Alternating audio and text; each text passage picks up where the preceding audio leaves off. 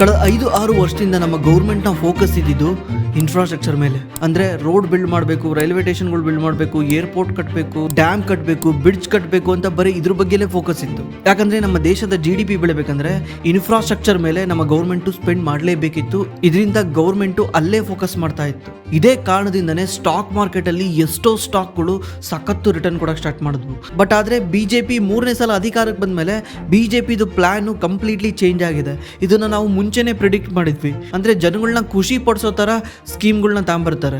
ಅದರಲ್ಲಿ ಮೊದಲನೇದೇ income tax cut ಮಾಡೋದು. ಅಂದ್ರೆ ಇನ್ಕಮ್ ಟ್ಯಾಕ್ಸ್ನ ತಿಂಗಳ 1 ಲಕ್ಷದವರೆಗೂ ರಿಬೇಟ್ ಕೊಡಕ್ಕೆ ಸ್ಟಾರ್ಟ್ ಮಾಡಿದ್ರು. ಅದೇ ರೀತಿ ಇವಾಗ GSTನೂ ಕಮ್ಮಿ ಮಾಡ್ತಾ ಇದ್ದಾರೆ. 18% ಮತ್ತು 12% ಇದ್ದ GST ಸ್ಲ್ಯಾಬ್ನ ಕಿತ್ತು ಬಿಸಾಕಿದ್ದಾರೆ.